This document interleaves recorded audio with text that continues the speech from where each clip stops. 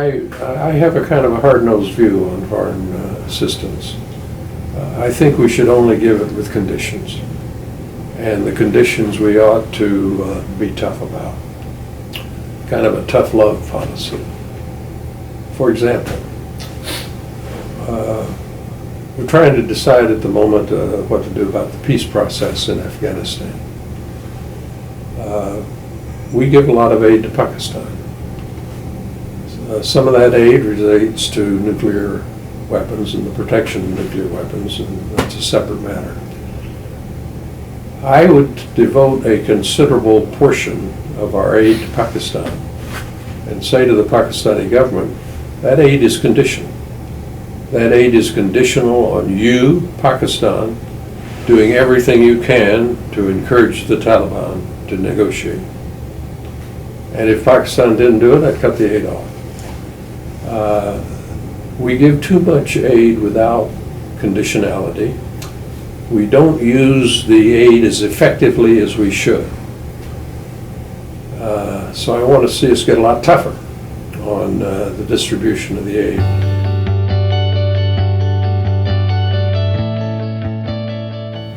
There's an element of thought in the United States today that says the United States must maintain the dominant role in Asia. China will not accept that.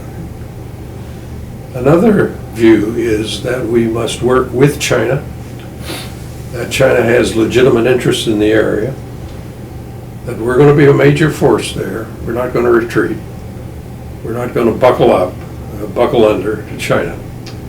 But we recognize that China's a rising power and a very important one, and they have an interest in the area. The good news here is the two countries don't know war. The bad news is there are a lot of tensions building up. You mentioned the South China Sea, China's additional military spending. Taiwan's the toughest issue by all odds. So we've got a lot of tension points with China. What's the solution to it? Well, there isn't any magic solution. But what we have to do is emphasize every possible area of cooperation where we can work together.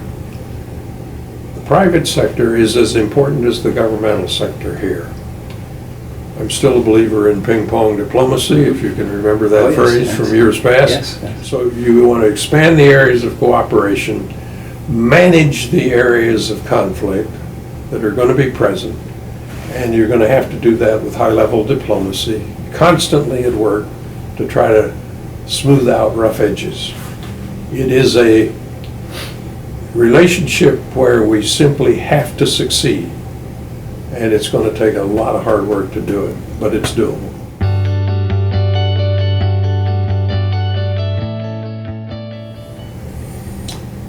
First, I think you have to recognize that the president is the chief foreign policy maker, and of course implementer as well.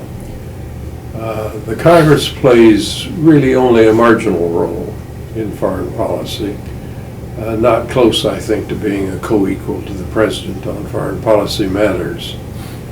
Having said that, what the Congress does can be very important.